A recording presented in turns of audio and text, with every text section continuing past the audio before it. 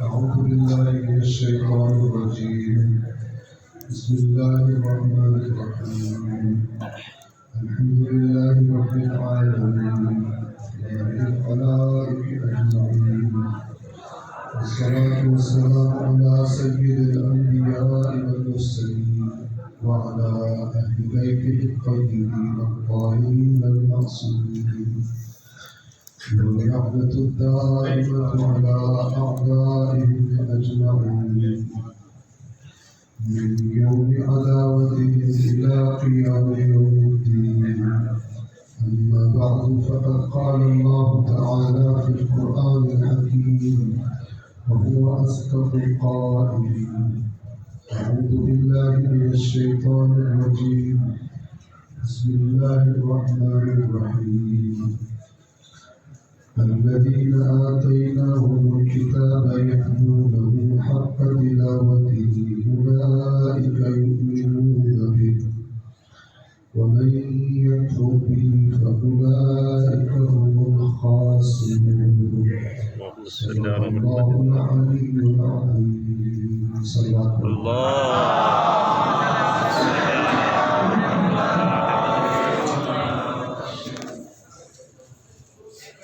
آپ مومنین کی خدمت میں حاضر ہوئے اور آپ کی زیارت کی توفیق پر اللہ تعالیٰ کا شکر گزار ہوں۔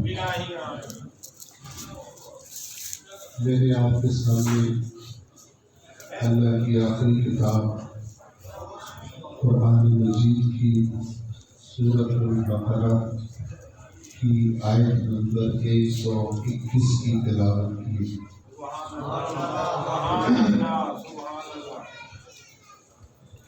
اس آیت کا ترجمہ آپ کی خدمت میں بیان کرنے کی کوشش کروں گا اور اس آیت کا پیغام، اور اس کے بعد انشاءاللہ وقت ملا تو اسی آیت کریمہ کی وضاحت میں، اس کی تفسیر میں علماء اہل بیت کے فرامین میں سے ایک فرمان تلاوت کروں۔ آپ کی خدمت میں عرض کر دوں کہ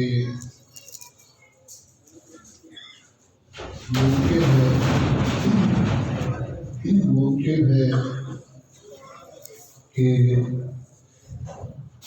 جو باتیں آپ میری گفتگو میں سنیں، اس مجلس میں سنیں، وہ آپ نے پہلے سنی نہ ہو، یا ہو سکتا ہے سنی ہو لیکن اس طرح سے توجہ نہ کی ہو۔ ماشاءاللہ۔ لیکن اگر آپ توجہ سے سنیں گے تو اللہ کی بارگاہ پر پورا یقین ہے کہ یہ باتیں میری اور آپ کی دنیا و آخرت کی بہتری اور اللہ تبارک و تعالیٰ کے قرب میں اضافے کا سبب ہے انشاءاللہ۔ لیکن یہ توجہ سے سننے سے صرف سننا مراد نہیں ہے۔ کوئی بھی چیز سننا اس وقت تک فائدہ نہیں دیتا جب تک سنی ہوئی چیز پر عمل نہ کیا جائے۔ ٹھیک ہے، ماشاءاللہ۔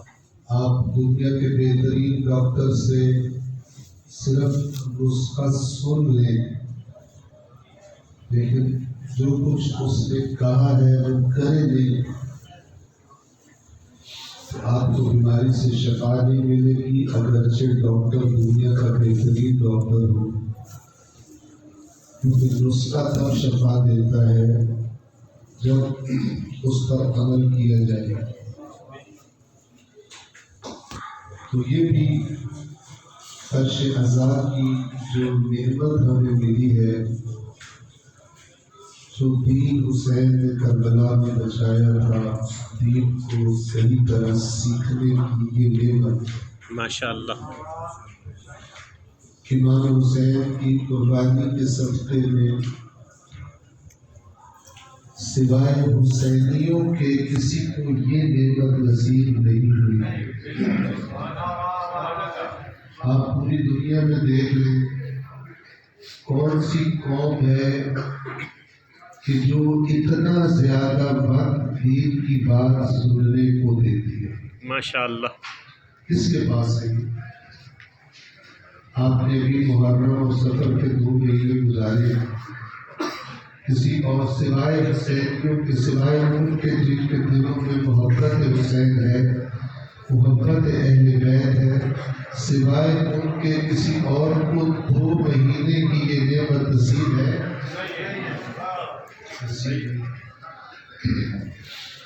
تو میری باتوں کی توجہ سے سنیں گے. یہ سورۃ البقرہ کی آیت نمبر 121 تھی، اور یہ نمبر اس لیے بتایا جاتا ہے کہ اگر اللہ کو توفیق دے تو پھر ہم خود بھی باہر میں جا کر قرآن سے دیکھیں کہ جو مولانا صاحب نے بات کی ہے اس میں کوئی ہیرا پھیری تو نہیں تھی. اللہ نے بھی وہی کہا ہے جو اللہ کا نام لے کے مولانا صاحب کہہ رہے ہیں. تو قرآن مجید میں خود چیزوں کو دیکھنے کی عادت ڈالیں.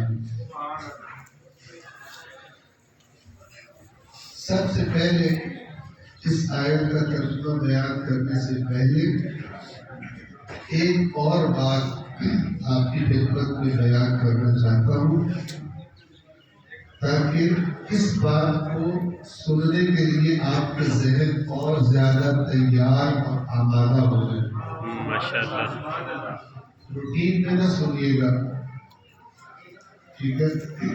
اور جو میں باتیں کہوں یہاں چھوڑ کے جانے والی باتیں نہیں ہیں.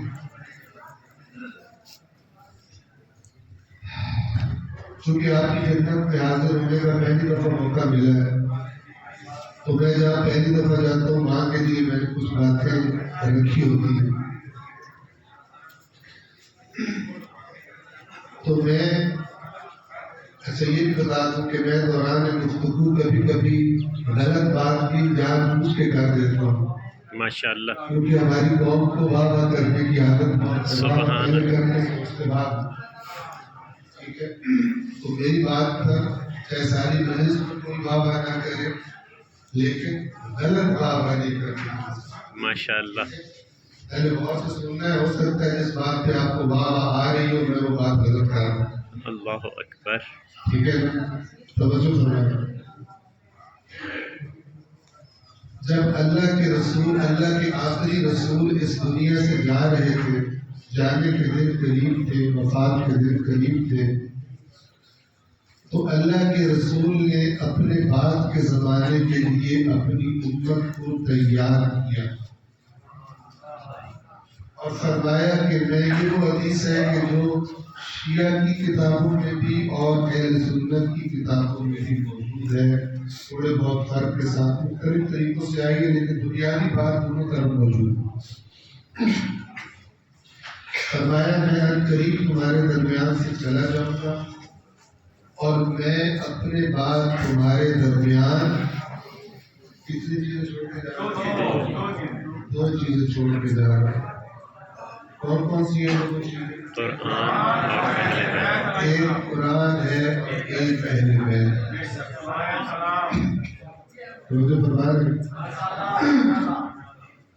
اب ذرا آپ کو غور سے سننا ہے. ایک قرآن ہے اور ایک اہل بیت ہے. اللہ تبارک و تعالیٰ کے رسول نے پھر فرمایا کہ جب میں دنیا سے چلا جاؤں تو میرے اہل بیت کا دامن تھام لینا. قرآن نہ بھی پڑھو تو کوئی بات نہیں. لا حول ولا قوت الا باللہ. غلط کہا. لیکن جب قوم کا عمل دیکھا جائے قرآن کے بارے میں تو ایسا لگتا ہے کہ رسول پاک یہ کہہ کر گئے تھے کہ قرآن نہ پڑھو. آپ میں سے کتنے بندے ایسے بیٹھے ہوئے ہیں جنہوں نے کبھی دین سمجھنے کے لیے قرآن پڑھا، ثواب دینے کے لیے نہیں، حکم پڑھنے کے لیے نہیں، دین سمجھنے کے لیے، یہ جاننے کے لیے کہ اللہ نے اس قرآن میں جو ہدایت نازل کی ہے وہ ہے کیا. مولانا آزاد سے سن کے نہیں، خود پڑھ کے کتنے بندے بیٹھے ہیں جنہوں نے کم از کم ایک مرتبہ بھی سنجیدگی سے دیکھنے کی کوشش کی ہو کہ قرآن مجید میں کیا لکھا ہوا ہے. کتنے؟ یہ جو میں نے کہا کہ اللہ کے نبی نے فرمایا تھا کہ دو چیزیں چھوڑ کے جا رہا ہوں، لیکن تم ایک کی طرف بھی توجہ رکھنا، دوسرے کی طرف توجہ نہ بھی کرو، دوسرے سے صرف قسمیں اٹھانا، قرآن کی سو. انا للہ و انا الیہ راجعون. دوسرا تمہیں دے کے جا رہا ہوں اس سے تمیز بنانا. دوسرا تمہیں دے کے جا رہا ہوں کہ جب وہ بندہ بن جائے تو اس کی قبر پہ تلاوت کرنا، لیکن خود کبھی بیچ میں دیکھنے کی کوشش نہ کرنا کہ اللہ نے اس قرآن میں کیا نازل کیا ہے. یہ بات میں اس لیے کہہ رہا ہوں کہ جب قرآن پر آج مسلمانوں کا قرآن کے ساتھ رویہ دیکھا جائے، اس رویہ وہ یہ گواہی دے رہا ہے کہ اللہ کا نبی یہ کہہ کر گیا.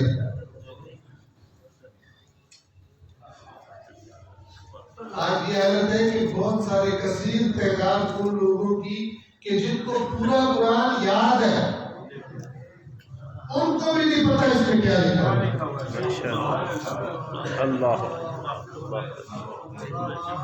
ان کو بھی نہیں پتا کیا لکھا ہوا ہے. اللہ کے نبی نے فرمایا تھا کہ جب تک تم نے یہ جو دو چیزیں میں چھوڑ کے جا رہا ہوں، جب تک ایک بار بھی نہیں کہ روز صبح اٹھ کے سلام بھر لینا قرآن. فرمایا جب تک تم نے ان دونوں کو تھامے رکھا مضبوطی سے، تب تک گمراہ نہیں ہو. توجہ کر. ماشاءاللہ. جب تک تم نے تھامے رکھا. اس کی مثال دے دوں، کوئی بندہ اس کو سوئمنگ نہ آتی ہو، تیرنا نہ آتا ہو، وہ کشتی میں جا رہا ہو، دریا میں، سمندر میں، کوئی مسئلہ بنے، وہ گر پڑے پانی میں، ٹھیک ہے، اسے تیرنا نہیں آتا، ڈوب رہا ہے، کوئی اس کو بچانے والا نہیں، اوپر سے کوئی ہیلی کاپٹر پہ آ جائے اور رسی پہن کے اور اس سے کہیں کہ رسی کو پکڑ لے، جب تک پکڑی رکھے گا غرق نہیں. سبحان اللہ سبحان اللہ. جب تک سمجھ آ رہی ہے؟ ماشاءاللہ. رسی چھوڑی نہیں تو ڈوبا نہیں. یہ ماننا ہے جسے سکلین کہ جب تک تم نے قرآن اور میرے اہل بیت کا دامن مضبوطی سے تھامے رکھا، گمراہ نہیں ہو. مجھے ایمان سے بتائیے، دوسرے مسائل کی بات چھوڑ دیں، آج شیعہ قوم یہ کہہ سکتے اپنا اپنا عمل دیکھ کے گواہی دے دی، ایویں نہیں دب دے دی، ٹھیک ہے، اپنا اپنا عمل جس کا کل قیامت کے دن اللہ پوچھے تو بھی آپ یہ جواب دے سکتے کہ کیا میرا رویہ ایسا ہے کہ قیامت کے دن اللہ کے اس نے قرآن کا بھی دامن تھاما تھا اور اہل بیت کا بھی دامن تھاما. ماشاءاللہ. کتنے بندے ہیں جن کا قرآن کے ساتھ ایسا رابطہ ہے؟ ماشاءاللہ. کتنے بندے؟ آپ اندازہ لگاؤ کہ بچپن چھوٹے ہوتے سے یہ حدیث ثقلین آپ سنتے ہیں، بس سنتے ہیں کہ نہیں سنتے، لیکن بچپن سے سننے کے باوجود ہمیں سمجھ نہیں آئی کہ اس میں دو چیزوں کے نام ہیں، ایک قرآن ہے، ایک اہل بیت ہے.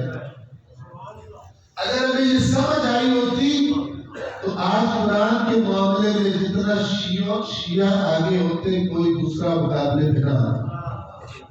ٹھیک ہے، مزید سمجھ لیں.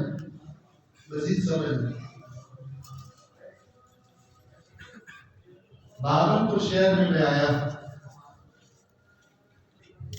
تو میری ایک دیوار میں اشتہار لگا اور میری نظر پڑے،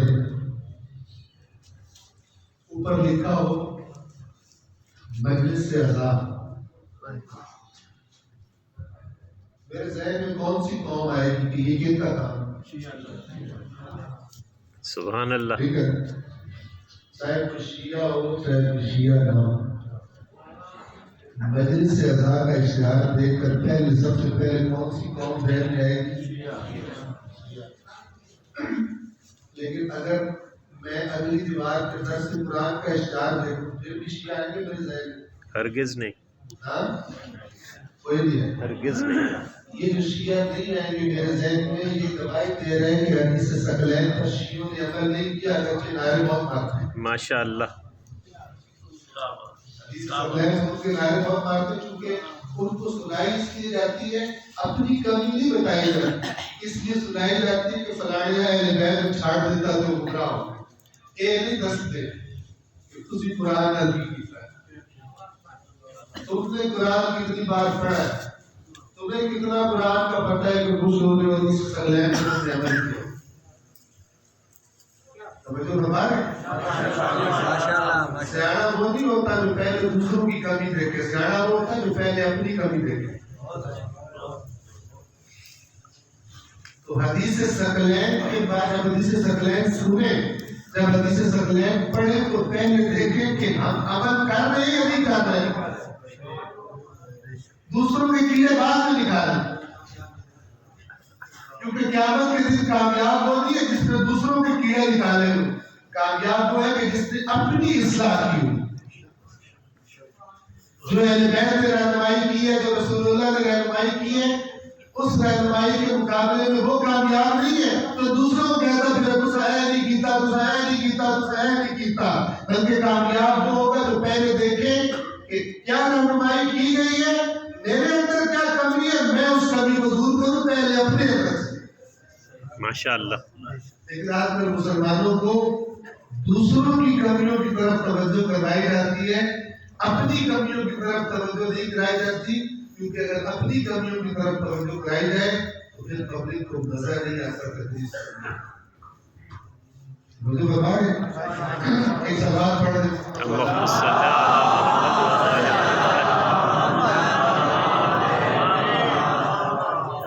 اب ذرا انشاءاللہ آپ کے ذہن آمادہ ہے.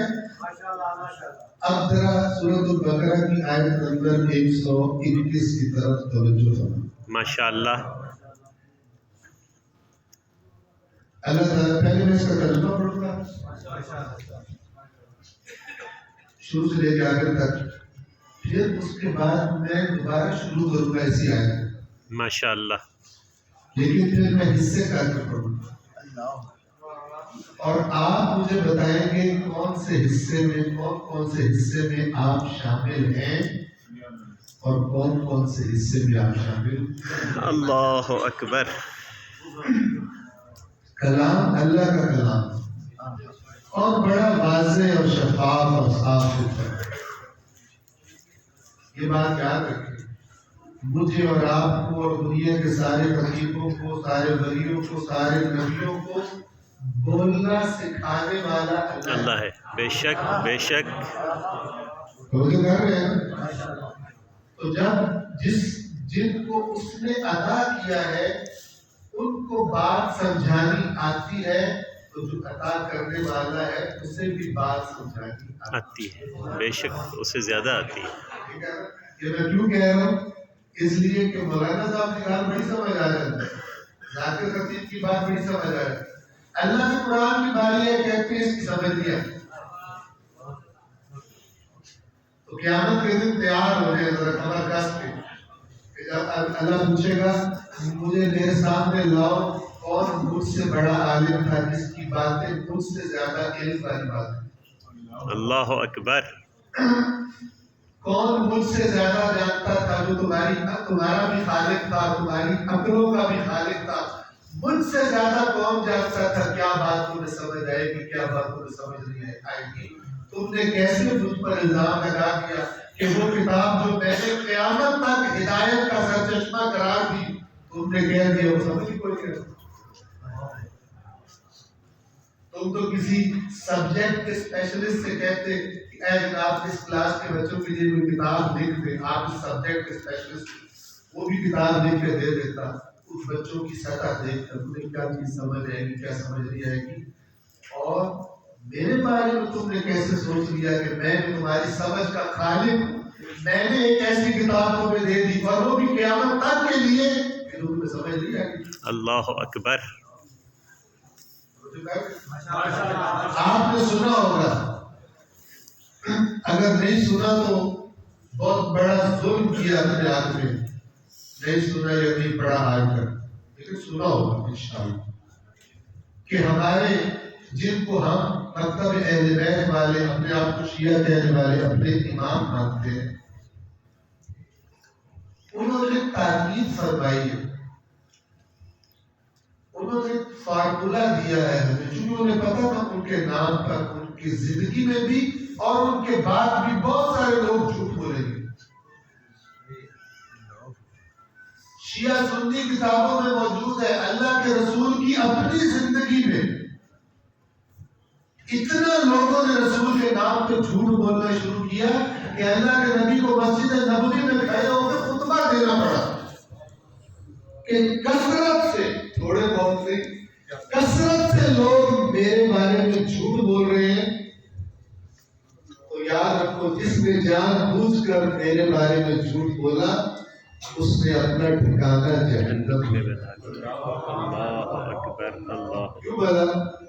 اس لیے کہ لوگ سمجھیں کہ رسول کا فرمان ہے، بولنے والا جھوٹ بول رہا ہوگا، لوگ سمجھیں گے یہ دین ہے کیونکہ نام رسول کا ہے، بولنے والا پانچویں چھٹے امام کے نام پہ جھوٹ گڑ رہا ہوگا، لیکن سننے والا سمجھے گا یہ آل رسول کا فرمان ہے۔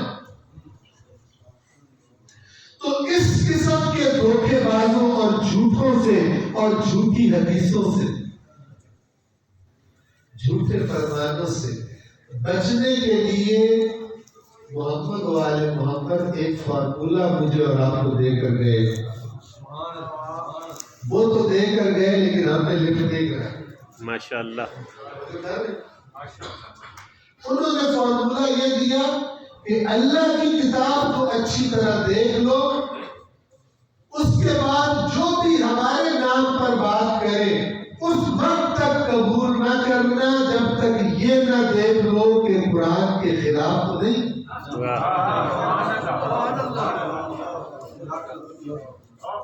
جب تک یہ نہ دیکھ لو کہ وہ بات جو ہمارے نام پر تمہیں بتائی جا رہی ہے وہ ہمارے خالق کی کتاب کے کلام کے خلاف تو نہیں ہے۔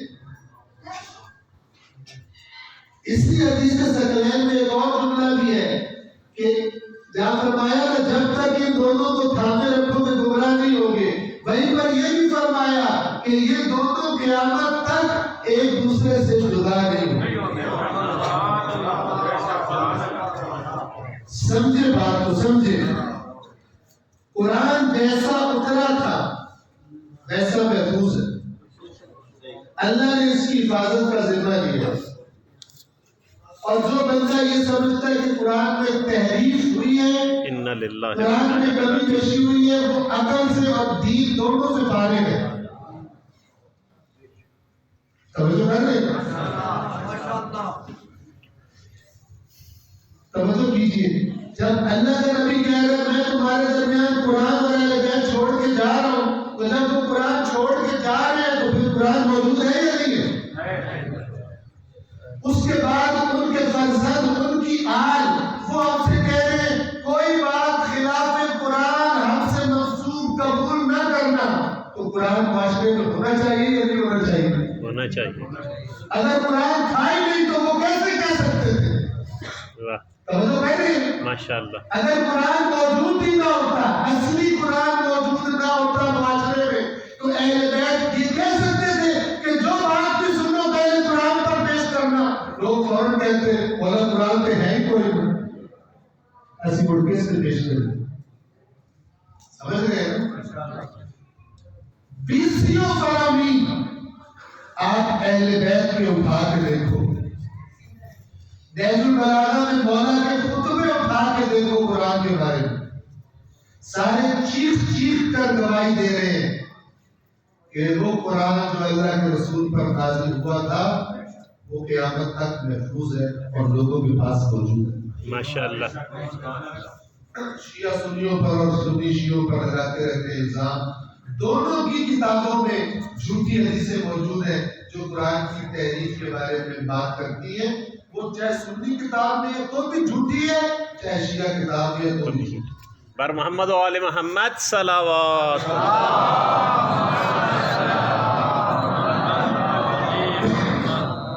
تو ہمارے ائمہ نے، ہم کہتے ہیں ہم دین، توجہ کریں، ہم کہتے ہیں ہم دین آل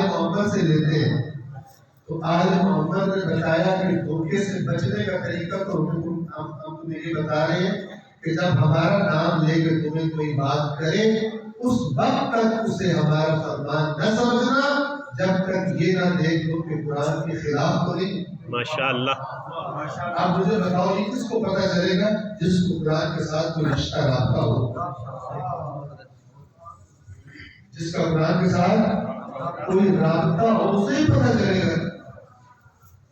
اور جس نے قرآن کو کبھی اپنی زبان میں، اگر اس کو عربی نہیں آتی، اپنی زبان میں سمجھنے کی کوشش ہی نہیں کی۔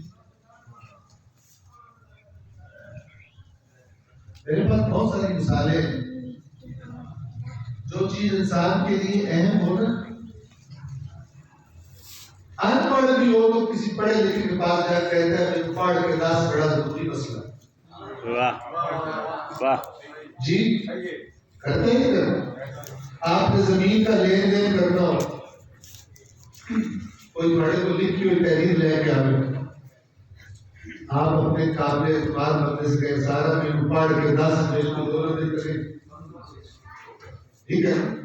بات یہ ہے کہ اہمیت کتنی آپ کے لیے، لاکھ 2 لاکھ 40 لاکھ کی زمین تو بڑی اہم ہوتی ہے۔ بندہ معاہدے میں کوئی بات غلط نہ لکھی جائے، سارا مجھے ایک چیز بتاؤ، لیکن جس قرآن کی بنا پر اپنی زندگی انسان کی ڈیپینڈ کرتی ہے، اس قرآن کو ایک بار پڑھنے کی بھی خواہش دل میں پیدا نہیں۔ اللہ اکبر، ایک بار بھی خواہش پیدا نہیں۔ ویسے بڑے سیانے، ویسے الٹی چڑیا کے پاس لے لیتے، پتہ نہیں کیا کیا یاد کیا ہوگا، لیکن اللہ کی کتاب کے ساتھ کوئی ہے۔ اللہ اکبر۔ اور جو بندے کئی زندگی میں دیر میں جا کے، بڑھاپے میں جا کے ایکسیڈنٹلی، اتفاقی طور پر، حادثاتی طور پر قرآن مجید کا ترجمہ پڑھے، انہیں قرآن کی باتیں اتنی عجیب لگتی ہیں کہ جڑا ہوتے میں سنتا رہتے تھے اس کی لکھا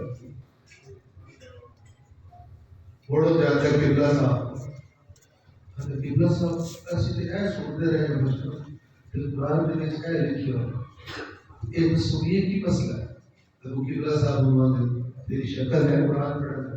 اللہ اکبر۔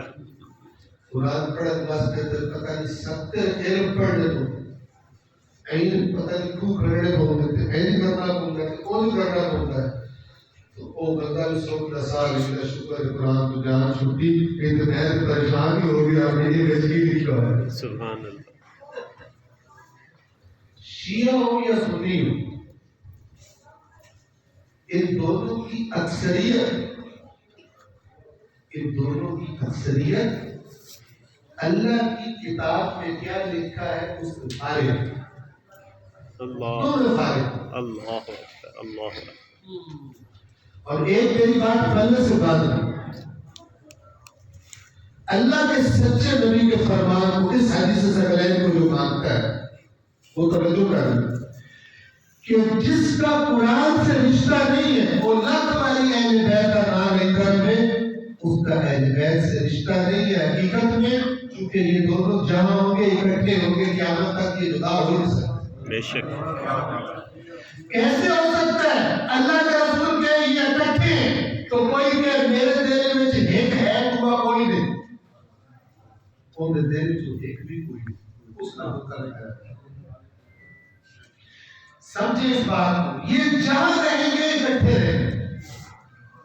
جس دل میں محبت قرآن ہے اسی دل میں محبت اہل بیت، جس دل میں محبت اہل بیت ہے اسی دل میں محبت قرآن ہے۔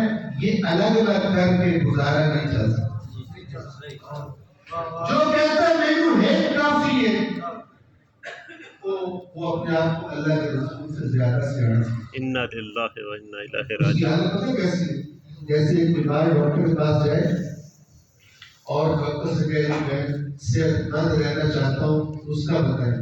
ڈاکٹر اسے کہے کہ اگر صحت مند رہنا چاہتا ہے نا یہ 2 گولیاں روز کھانا۔ کتنی گولیاں؟ 2۔ یہ دونوں گولیاں تاکید سے کھانی ہے، پھر میری ضمانت ہے تو بیمار نہیں۔ یہ سیاح گھر آ کے گئے کام کرتے بادشاہ میں ایک کھاڑی واہ کام کرتے بادشاہ ہوتا ہے جو دل جاویدار چھڑتی میں ایک گولی کھاڑی اب اگر یہ ایک گولی کھائے اور بیمار ہو جائے ٹھیک ہے اور بیماری کی بہت زیادہ پتہ ہی نہیں لگے کہ میں بیمار ہوں واہ تو زیادہ خطرناک بیماری ہوتی ہے نا ان کا دیر میں پتہ چلتا ہے کہ بیماری تھی اس وقت پتہ چلتا ہے جب بندے کی رڑی نکل چکی ہے وجہ کر رہے ہیں چھوٹی چھوٹی بیماری جلدی پتہ لگ جاتی ہے بڑی بیماری دیر میں پتہ چلتی ہے پہلے وہ بندے کو اندر سے کھاتی رہتی ہے تو عقل مند کون ہے کہ جو اللہ کے رسول کے نسخے پہ عمل کرے دونوں کو مضبوطی سے تھامے دونوں کو میں اس لیے کہہ رہا ہوں کہ یہ مجلس سن کے یہ بات یہاں چھوڑ کے نہیں جانا ٹھیک ہے ورنہ قیامت کے دن اللہ تعالیٰ اس مجلس کا بھی پوچھے گا تجھے سنیا میں ایک بڑھ تو سر نہیں پڑے گا قرآن سدھ ہو تو سر سنیا میں لیکن تجھے کہ پکے ہے اپنے کام سے کہ تو سر بڑھ بھی میرے قرآن میری کتاب میں کمی کیا تھا تو آپ کو اخبار سے لکھن والے بڑے پسند تو آپ کو رسالے لکھن والے پسند تو آپ کو کس سے آنے کہانیاں لکھن والے پسند نہیں پسند تھے میں ہی پسند کیا تھا اللہ اکبر کیا جواب دیں گے اللہ اکبر کیا جواب دیں گے اللہ کو بتائیں اللہ کہے گا بتاؤ لسٹ فرشتوں سے کہے گا اللہ اے ذرا پی ایچ ڈی صاحب کی لسٹ لے کے آؤ اس کی کتنی کتابیں بچپن کو لے کے جوانی تائیں فرد نہیں کتنی کتابیں اس پڑھ کے لے آؤ ساری باتیں ان میں اگر قرآن نہ ہوا تو اٹھا دے اللہ کہے گا تم نے ان کتابوں کے لکھنے والوں کو زیادہ علم تھا مجھے کم علم تھا ان کتابوں کو پڑھنے کا زیادہ فائدہ ہونا تھا میری کتاب پڑھنے کا میں نے کم فائدہ بتایا ہوا تھا یہ جو جنت نظر آ رہی ہے نا یہ اس کتاب پڑھنے کے نتیجے میں اس پر عمل کے نتیجے میں وہ جن کے پیچھے تم دوڑتے رہے ان کے نتیجے میں جنت نہیں یہ میری بات سے یہ نہ سمجھے کہ دوسری کتابیں نہیں پڑھنی علم حاصل کرنا لازم ہے میں صرف قرآن کی مضمومیت کی طرف اشارہ کر اور اس بات پر آپ توجہ فرما لیں کہ پتہ نہیں کیسی امت نے کیا رویہ اختیار کیا اللہ کے نبی نے فرمایا میں اپنے پاس دو چیزیں چھوڑ کے جا رہا ہوں ایک قرآن ہے ایک میرے اہل بیت امت نے اہل بیت کو بھی مظلوم کر دیا امت نے قرآن کو اللہ اکبر اللہ اکبر اللہ ویسے جنت کے ٹکٹ سارے پکے جیب میں لے کے بیٹھے جس فرقے سے جا کے پوچھو کہتے ہیں ہم پکے جنتی اور باقی پکے دوستی ہے کہ سن پڑھ کے اسے پتہ ہے جنت جانے کا طریقہ جس نے اللہ کی کتاب کو پڑھا اللہ کی کتاب سے بھی پڑھ کر دیکھ لیں جنت میں کیسے ورنہ قیامت کے دن اللہ کی بارگاہ میں پیش کرنے کے لیے جواب ہوئی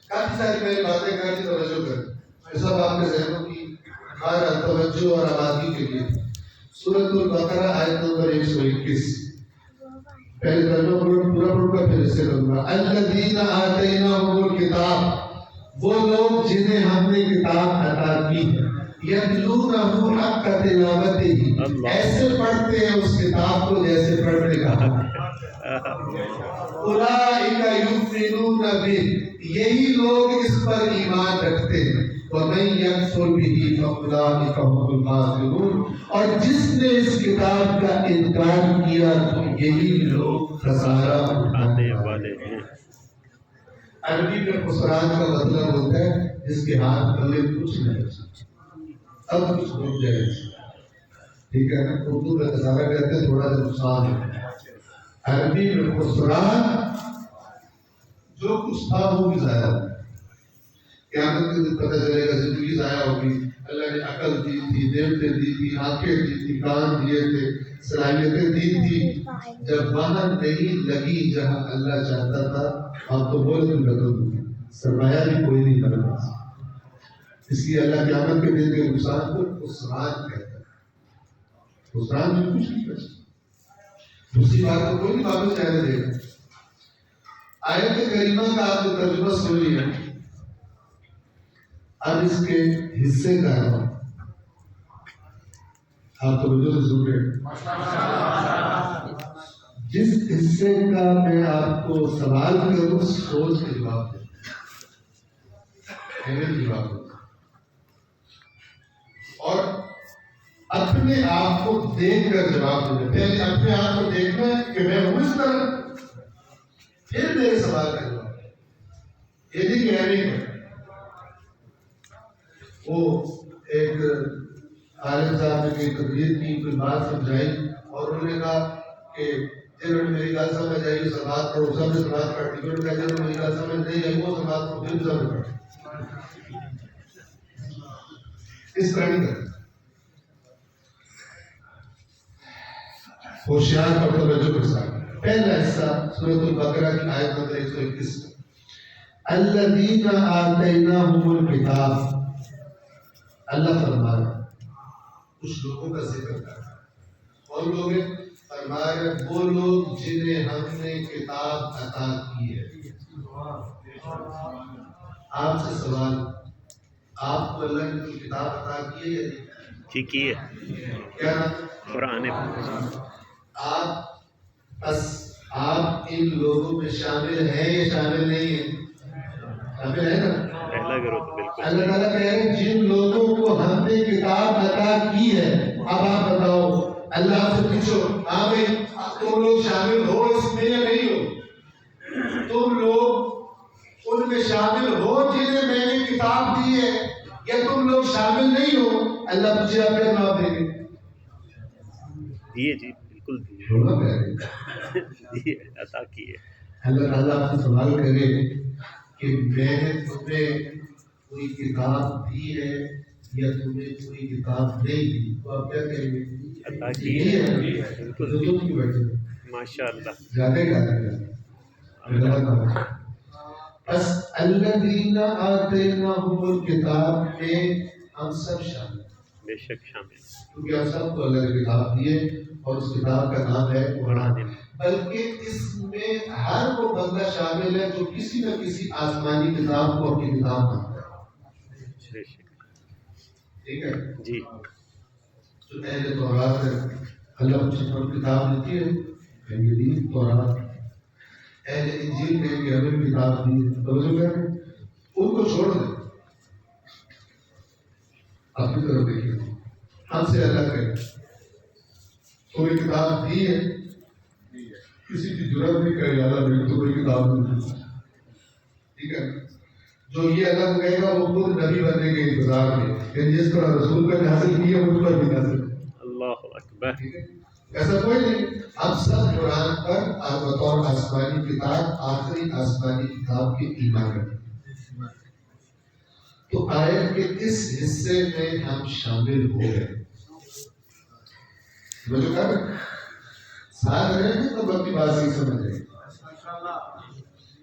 پہلا حصہ الذین آتیناہم الکتاب، سمجھ لیں یہ پہلی سیڑھی ہے، یہ دوسری سیڑھی ہے۔ پہلی سیڑھی پہ چڑھ گئے چونکہ ہم وہ لوگ ہیں جنہیں اللہ نے کتاب دی ہے، الذین آتیناہم الکتاب پہ ہم شامل ہیں۔ اللہ تعالیٰ نے فرمایا ٹھیک ہے زمین پر چڑھے تو پہلی سیڑھی پر چڑھاؤ، تم ان میں شامل ہو جنہیں ہم نے کتاب دی۔ آپ کو بڑی خوشی ہوئی، اللہ تعالیٰ نے کہا کہ پوڑی چڑھے جمتے رہے، ٹھیک ہے، پوڑی پہ چڑھ گیا، دوسری پہ چڑھنے لگے، اللہ نے ٹھہرو، پہلے گل سنو پھر دوسری پوڑی چڑھو، پہلے گل سنو پھر دوسری پوڑی چڑھو، گل کی یاد دسو۔ اللہ نے فرمایا الذین آتیناہم الکتاب، وہ لوگ جنہیں ہم نے کتاب دی ہے۔ دوسری سیڑھی پر آنے کے لیے پہلے یہ ٹیسٹ کرو، یتلونہ حق تلاوتہ، ہماری دی ہوئی کتاب کو ایسے پڑھتے ہیں جیسے پڑھنے کا حق ہے۔ اپنے آپ کو دیکھ کے ہر بندہ اپنے آپ کو دیکھ کے بتائے دوسری سیڑھی پہ چڑھ سکتا ہے یا نہیں چڑھ سکتا؟ ہرگز نہیں۔ کیڑا بندہ جی مجھے گھر دے آنے بڑا قرآن پڑھ ماشاء اللہ پڑھو قرآن کا شوقین ہے، کون بیٹھا ہو یہاں جس کا اتنا قرآن سے رابطہ ہو کہ کم از کم اس کے جاننے والے یہی کہہ دیں یار نہیں قرآن پڑھنے کا بڑا شوق کوئی فیس بک کے شوقین، واٹس ایپ کے شوقین، پتہ نہیں کیڑے کلپ دیکھنے کے شوقین، تبصرے کرنے کے شوقین، قرآن کی باری آئے کوئی شوق۔ یہ جو مسلمانوں کو دنیا میں پھینٹا لگ رہا ہے نا، حالانکہ صاحب آپ نے جنت سے اپنے کرتے یہ جو پھینٹا لگ رہا ہے مسلمانوں کو دوسری قوموں کے ہاتھوں میں، یہ پھینٹا لگ رہا ہے قرآن اور اہل بیت دونوں کو مسموم کر دینے کی وجہ سے، کیونکہ اللہ کے نبی نے کہا تھا جب تک ان دونوں کو سامنے رکھو گے گمراہ نہیں ہو۔ جب تک اہل بیت موجود تھے کیسی زندگیاں گزاری انہوں نے؟ کوئی ایک بتا دو جو اپنے زمانے کے لوگوں سے راضی کیا ہو، اللہ اکبر، کوئی ایک بتا دو جس نے اپنے زمانے کے لوگوں کی بے وفائی کا، جو نہیں مانتے تھے ان کو چھوڑ دو، جو کہتے تھے ہم مانتے ہیں ان کی بے وفائی کا شکوہ نہ کیا۔ اللہ اکبر، کون سا یہ اہل بیت کا ان کے ساتھ رویہ اور قرآن کے ساتھ تو آج بھی ہمارے رویے گواہی دے اہل بیت کے بعد ہمارے درمیان اس طرح موجود نہیں، لیکن جو موجود ہے اللہ دیکھ رہے ہیں نا، جب تک اہل بیت تھے کیا رویہ رکھا، اب اہل بیت ان کے درمیان نہیں ہے، اب قرآن ہے، انہوں نے قرآن پر کیا اثر کیا، سارے کام کرتے ہیں قرآن سے، وہ نہیں کرتے جس لیے میں نے قرآن کا اثر کیا۔ اتنی سیاڑی امت دیکھی جو بچوں کو پتہ نہیں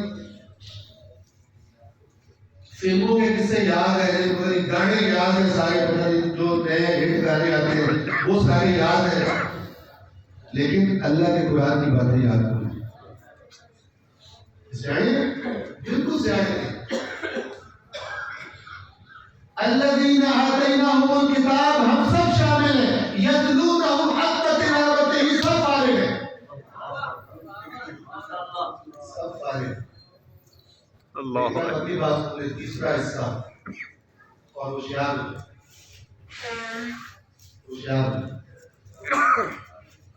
میں کہوں میں قرآن پر ایمان رکھتا ہوں، یہ زیادہ اہم ہے یا اللہ کہے کہ ہاں تو قرآن پر ایمان کرتا ہے؟ کیا کہتے ہیں؟ اللہ کہے، اللہ کا حکم کرے، اللہ کہے ہاں ٹھیک دعوت کر، تب یہ بات ویلڈ ہے، تب یہ بات وزن رکھتی ہے، تب یہ بات فائدہ رکھتی ہے۔ اب توجہ کریں اللہ کیا فرما رہا ہے، اللہ یہ فرما رہا ہے الذین آتیناہم الکتاب، جنہیں ہم نے کتاب عطا کی ہے، یتلونہ حق تلاوتہ، ایسے پڑھتے ہیں جیسے پڑھنے کا حق ہے، اولئک یؤمنون بہ، یہی جو لوگ ہیں جو اس پر ایمان رکھتے ہیں۔ جا کے پڑھ لیں قرآن۔ اللہ کی نظروں میں، اللہ کی نظروں میں کون ہے؟ ایک تو ہے نا کہ میں کلمہ پڑھا تھا کہ میں ایمان لایا، تو انسانوں کو اللہ نے یہ حکم دیا شریعت نے کہ جب تمہارے سامنے کوئی زبان سے کہہ دے تو تم نے کہنا ٹھیک ہے قبول، آج کے بعد پہلے تو مسلمان نہیں تھا، آج کے بعد تو مسلمان سمجھا جائے گا، تجھے مسلمانوں کے سارے حقوق حاصل ہو گئے۔ لیکن ہو سکتا ہے یہ پڑھنے والا منافق ہو، تو اللہ نے اس منافق کو دنیا میں کہا ہوا ہے کہ تو دنیا میں تو فائدے اٹھا لے گا، لیکن جہاں تم نے ہمیشہ کے لیے آنا میں تجھے بتا دوں بدترین انجام تیرا انتظار ہے۔ کیونکہ انسانوں کے دلوں کا حال نہیں جان سکتے تھے، دلوں کا حال وہ جانتا ہے جو اپنا تعارف یہ کرواتا ہے علیم بذات الصدور، سینوں کے اندر کی باتوں کا خوب علم رکھنے والا، تھوڑا بھی علم نہیں، خوب اور دائماً۔ اس نے کہا کہ دنیا میں جو تمہارے سامنے کلمہ پڑھے وہ مسلمان ہے، لیکن اللہ کو کوئی ثبوت چاہیے۔ ثبوت نمبر ایک، یہ اصول کافی کے اندر آئمہ کے فراغی نے جن میں یہ بات بتائی گئی، اللہ کو دو ثبوت چاہیے. یہ دو ثبوت جو پیش کرے گا اللہ کو، اللہ کے ریکارڈ میں اسے تب مومن لکھا جائے گا، ورنہ مومن نہیں لکھا جائے گا. اگر جو اسی اللہ نے دنیا بھر میں تو اس کے ظاہر کی وجہ سے اسے مومن نہیں سمجھے. تو کون سے دو ثبوت ہیں؟ فرمایا جس چیز کا دعویٰ کر رہا ہے وہ دعویٰ فقط زبانی دعویٰ نہ ہو، علم میں بھی اسی بات پر یقین اور اعتقاد رکھتا ہو، دل سے اس بات کو مان چکا ہو. بس وہ جو اوپر سے کلمہ پڑھتے تھے اور کہتے تھے مسلمان ہو گئے اور رسول اللہ نے بھی ان کو مسلمانوں میں شامل رکھا، وہ یہاں سے فارغ ہو گئے، جنت سے فارغ ہو گئے کیونکہ دل سے نہیں باہر ہوئے. سورہ منافقون کی پہلی آیت ہے اذا جاءك المنافقون قالوا نشهد انك لرسول الله.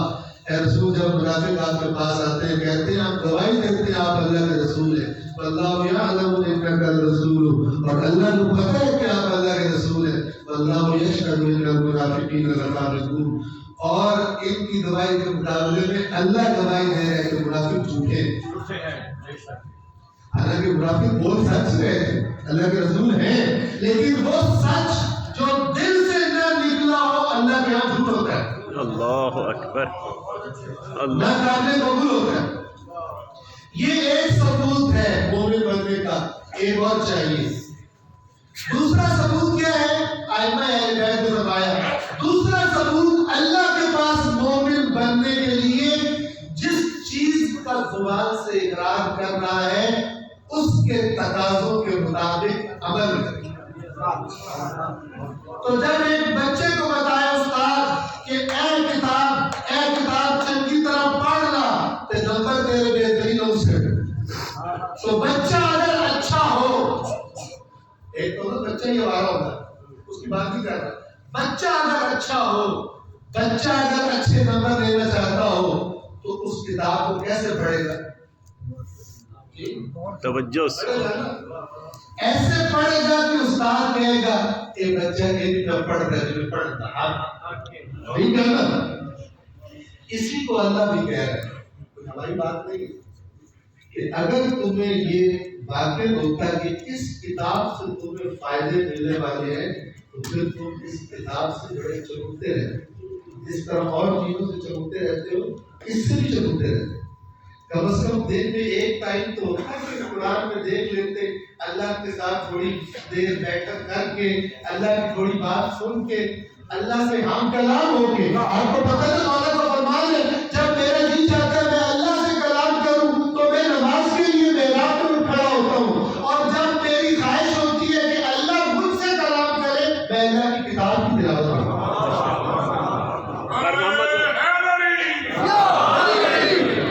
پر محمد و آل محمد صلوات.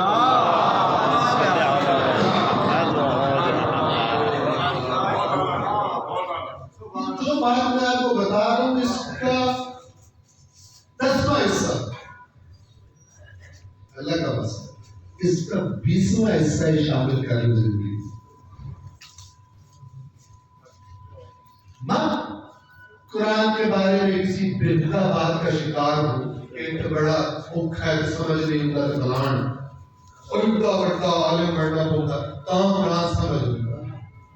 رسول اللہ عرب بدو کے سامنے، عرب بدو دیہاتی عرب اس زمانے کا، اس کے سامنے جب آیات کی تلاوت کرتے تھے اس کا دل بھی ہل جاتا تھا، وہ بھی کلمہ پڑھ لیتا. اور رسول پاک یہ نہ تھے کہ پہلے جا کے بجائے علم پڑھ کیا بدن سے تے بڑا آگے قرآن سنی میرا، بلکہ رسول اللہ کا سب سے بڑا ہتھیار ہی یہ قرآن. اس قرآن کو سن کے جو سخت ترین مخالف تھے رسول اللہ کے وہ بھی ہل جاتے تھے.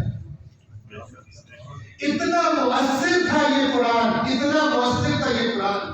وہ بھائی کافروں کے دل کو ہلا سکتا ہے تو مومن کے دل کو نہیں ہلا سکتا.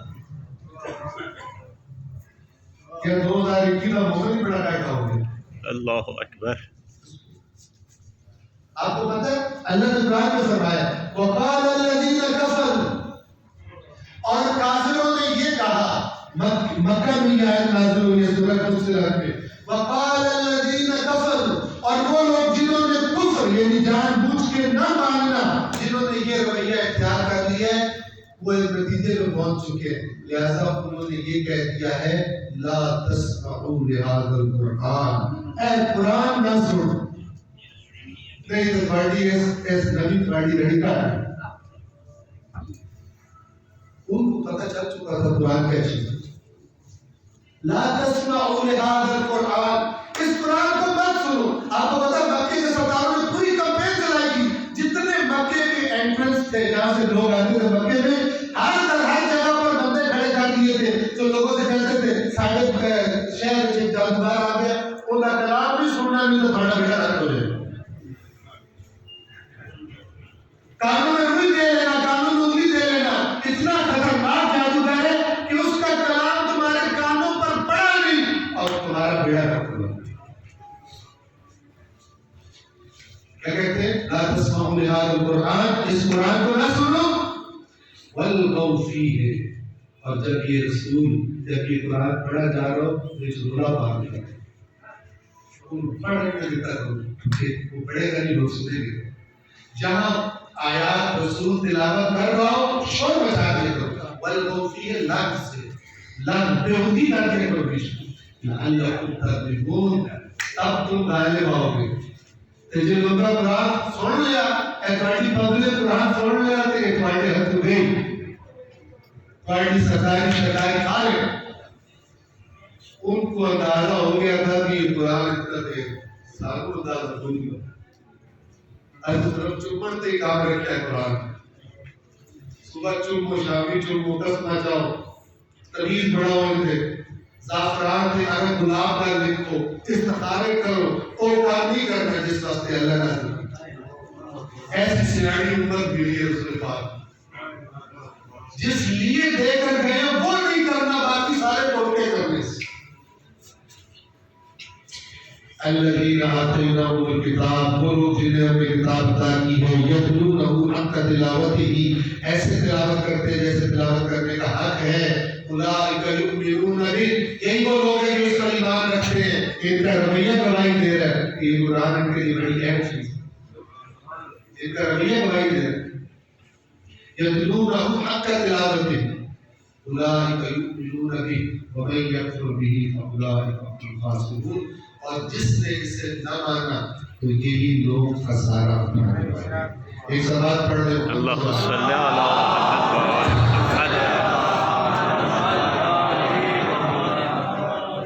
وقت گزر گیا. میں حدیث جو آپ کو سنانی تھی اس آیت کی تفسیر میں ہے. اگرچہ آیت ان بھی واضح ہے لیکن اہل بیت اور گہرائی بیان کرتے. اور جہاں تک آپ کو پتا ہے کہ جو کیمرے کا غوطہ خوری کا ایکسپرٹ نہیں ہوتا وہ تھوڑا سا بھی پیچھے نہیں جا سکتا، لیکن جو ایکسپرٹ ہوتے ہیں وہ اندر سے موتی نکال کے جاتے ہیں. تو اللہ کے رسول کے اہل بیت وہ ہیں. سبحان اللہ سبحان یہ جو اللہ. لفظ ہے یہ ضرور حق کا تلاوت ہی ایسے تلاوت کرتے ہیں جیسے تلاوت کا حق ہے. تو جو بھی سنے گا نا اس کو اسے پتہ چل جائے گا اللہ کیا کہہ رہا ہے. آپ کے تلاوت میں اس کا کرا بھی نہیں ہوا کہ حق ادا کیتا تھا. گھر بیٹھا نہیں حق ادا ہوگا، کام چوری نہ نہیں حق ادا ہوگا. کچھ کرنا پڑتا ہے سنجیدگی سے اور محنت سے. ٹھیک ہے نا کہ دیکھنے والا کہے بھائی سے محنت ہے.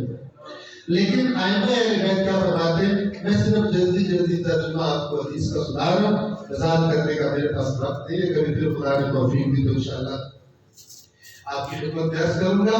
چھٹے امام جعفر صادق علیہ السلام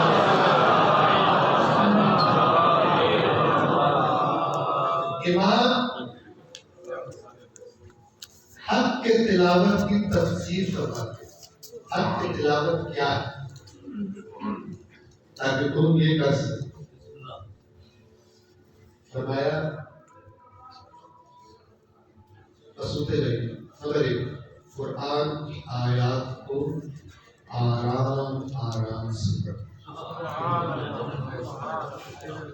یہ آرام وہ نہیں ہے کہ اوپر چلنے ہوتا ہے آڑ کو پڑھنا. پڑھنا آتا ہے لیکن جس چیز کو سمجھنا ہو اسے تیز سے پڑھا جاتا ہے یا آرام پڑھا جاتا ہے؟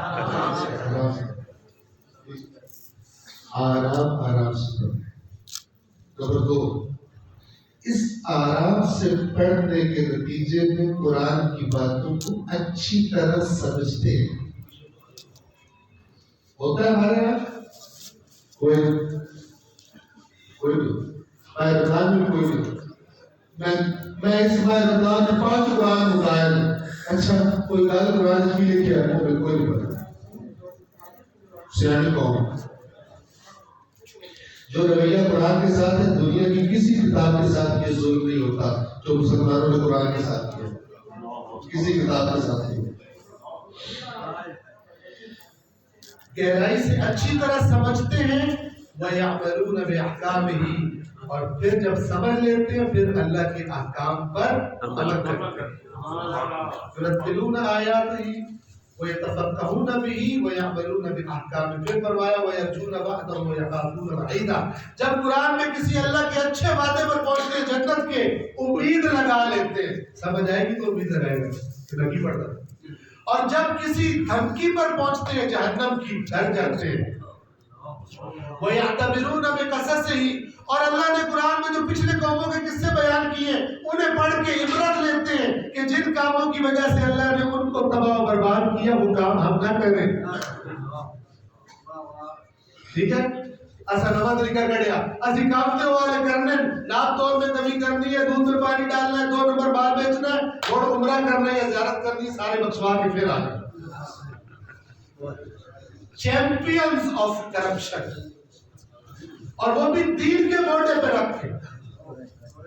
بے ایمانوں نے بے ایمانی کا طریقہ نکالا ہے، 1.5 گنا ہو گئے، حج کر رہے ہیں، 1.5 لوٹ لی، رشوت کھا لی، تجارت کر رہے ہیں۔ سبحان اللہ، یہ دین اس لیے آیا تھا کہ بے ایمانوں کو آڑ فراہم کرے کہ یہ کر لو پھر یہ کام کو بچ لو۔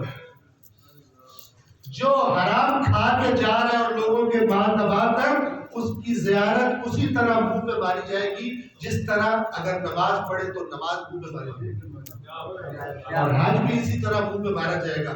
جو حج تجھے تبدیل نہیں کر سکتا۔ زیارت کا فلسفہ یہ ہے کہ یہاں پر تو تو ڈھیٹ ہو گیا، روٹین کو توڑ کے تجھے لے جاتے ہیں وہاں پر جہاں پہ تیرا دل نرم کرنے کا سامان کیا ہے، اپنے امام کے روزے کے قریب، اللہ کے گھر کے قریب، اپنے رسول کے روزے کے قریب، اور اگر وہاں جا کر بھی تیرے دل پہ اثر نہیں ہوا، بولتے دیکھ تو بڑا دنیا ڈھیٹ ہی کوئی نہیں،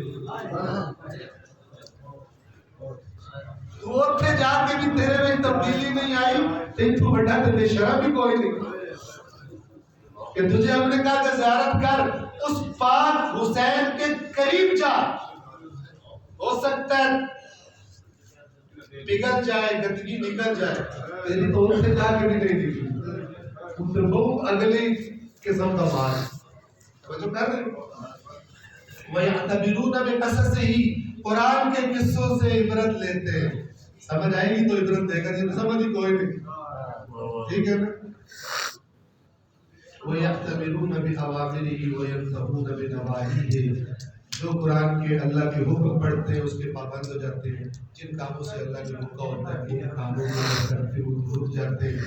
یہاں تک پہنچ کے امام نے قسم کھائی اور کہا اللہ کی قسم، یہ اللہ کی قسم کس لیے کھا رہے ہیں تاکہ سننے والا اور بیدار ہو جائے، کہا اللہ کی قسم قرآن کی آیات کو حفظ کر لینا حق تلاوت نہیں ہے، اللہ کی قسم قرآن کے حروف کو اچھی طرح ادا کرنا سیکھ لینا حق کے تلاوت نہیں ہے، اللہ کی قسم ہر روز قرآن کی کسی ایک سورت کی تلاوت کر لینا، عادت بنا لینا، یہ حق کے تلاوت نہیں ہے۔ اگر اوپر والی باتیں جو میں نے بتائی ہیں نہ ہو، سمجھ نہ ہو، عمل نہ ہو، عبرت نہ ہو، اطاعت نہ ہو، حافظ ہو گیا، بڑا زبردست قاری بن گیا تلفظ کر کے، امام نے فرمایا ما ہوا واللہ، یہ حق کے تلاوت اللہ کی قسم نہیں ہے۔ حفظ آیاتہ ودرس حروفہ وتلاوت سورۃ وانما هو تدبر آیاتہ والعمل باحکامہ، صرف اور صرف حق کے تلاوت جو اللہ قرآن میں فرما رہا ہے وہ یہ ہے کہ اس کی آیات میں غور و فکر کیا جائے اور پھر اس کے احکام پر عمل کیا جائے۔ پھر امام نے قرآن ہی کی آیت پڑھی اور جس میں اللہ قرآن کا تعارف کروا رہا ہے اپنی بات کی دلیل کے طور پر، فرمایا کتاب انزلناہ الیک، میری بات تمام ہو گئی، کتاب انزلناہ الیک، اے رسول یہ ایک ایسی کتاب ہے جسے ہم نے آپ کی طرف نازل کیا ہے، مبارکن برکتوں والی، کیوں نازل کی ہے؟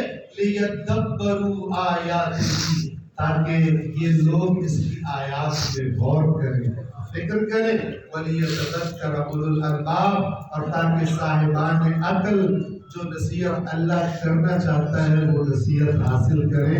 اس غور و فکر کے نتیجے میں سوال پڑھ رہے ہیں۔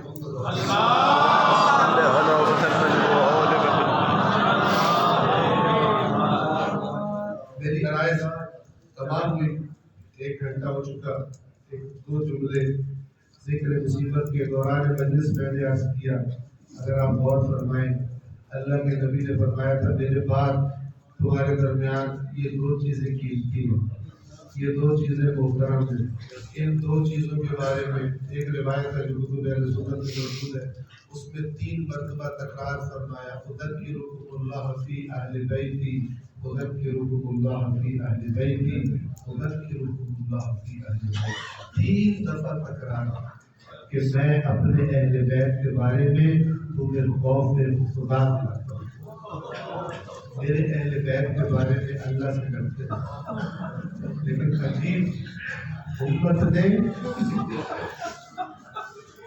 قدر نہیں کی۔ مولا سجاد فرمایا کرتے تھے ہمارے جد نے حکم دیا تھا ہمارے احترام کا، اگر ہمارے جد نے یہ کہا ہوتا میرے بعد میرے اہل بیت پر ظلم کرنا، ہم بھی شاید اس سے زیادہ ظلم نہیں کر سکتے تھے۔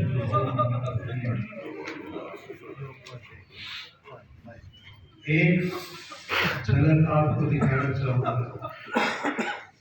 امام حسین کے مسائل بڑے سخت ہیں، بدن پر تیر کھانا، تلوار کھانا، پتھر کھانا، اور وہ بھی اس بدن پر جو بوسہ گاہ رسول ہے،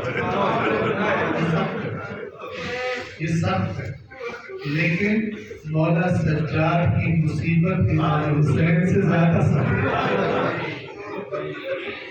اشارہ کروں، امام حسین جب جہاد کے لیے جا رہے تھے کربلا میں، تو خواتین کو بلا کر، علی کی بیٹیوں کو بلا کر فرمایا تھا، بہن زینب، بہن ام کلثوم، حسین کی ایک نصیحت یاد رکھنا، جب تک میری تکبیر کی آواز تمہارے کانوں میں آتی رہے خیموں سے باہر نہ نکلو۔ کیوں؟ بدن پہ زخم کھانا حسین کے لیے آسان ہے، لیکن اپنی بہنوں کو نامحرموں کے سامنے دیکھنا حسین کے لیے قابل برداشت نہیں ہے۔ مقاطع میں لکھا گیا، شدید جب زخمی ہو چکے تھے مولا، دشمن کے سپاہیوں کے درجے میں گر جاتے تھے، پھر بھی کسی طرح پورا زور لگا کر اس کے درجے کو توڑ کر خیموں کے قریب آتے تھے اور تکبیر بلند کرتے تھے، تب بھی یہ فکر تھی کہ بہنیں باہر نہ آئیں۔ یہ مصیبت سجاد نے برداشت کی ہے۔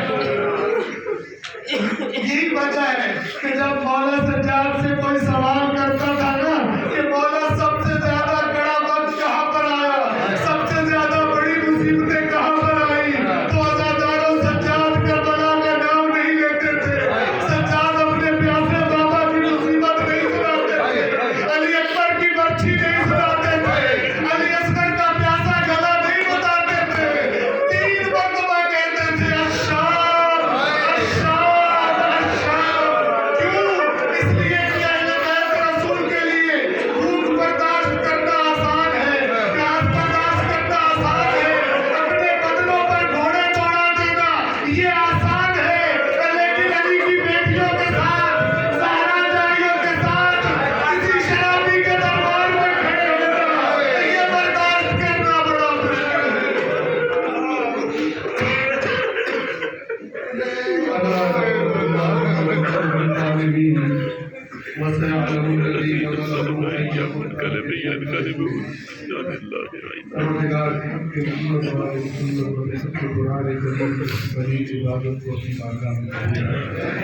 پروردگار حدیث ثقلین پر صحیح معنوں میں عمل کرنے والوں میں ہمارا شمار اس معاملے میں ہمارے اندر جو کمیاں کوتاہیاں ہیں دور کرنے کی پروردگار جن مومنین میں دعا کے لیے کہا ہے جو بیمار ہیں پروردگار حق کے بیمار کربلا تمام بیماروں کو شفا میرے والد سے بیمار ہے تو ان کے دعا کر رہنا تھا پروردگار جن کی دعا کے لیے ابھی تلاش کی گئی ہے